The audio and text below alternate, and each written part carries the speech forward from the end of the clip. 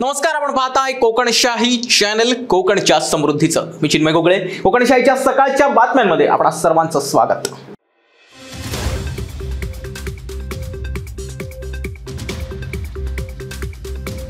तृतीयबंदींच्या वेशात शहरात फिरणाऱ्या तिघा तरुणांना सावंतवाडी पोलिसांनी ताब्यात घेतलंय। त्यांच्याकडून थेट घरात घुसणं, पैशाची मागणी करणं आणि त्रास देणं असे प्रकार सुरू होते, त्यामुळे त्यांच्यावर कारवाई करण्यात आली।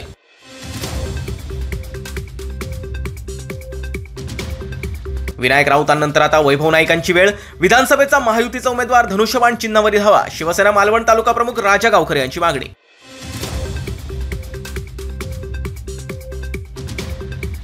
विनायक राऊतांना जनतेनं नाकारलं असून वैभव नाईक यांनी विनायक राऊतांच्या विजयासाठी कामच केलं नाही असा आरोप शिवसेनेचे कुडाळ मालवण विधानसभा प्रमुख बबन शिंदे यांनी केला।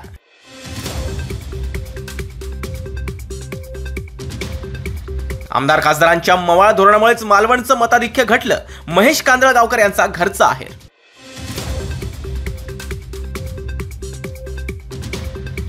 कोकण रेल्वे झाली धीमी, गाड्या 4-4 तास लेट, प्रवासी झाले हैराण।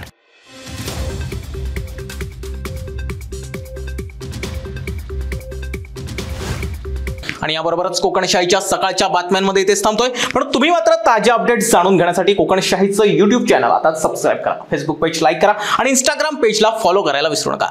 धन्यवाद।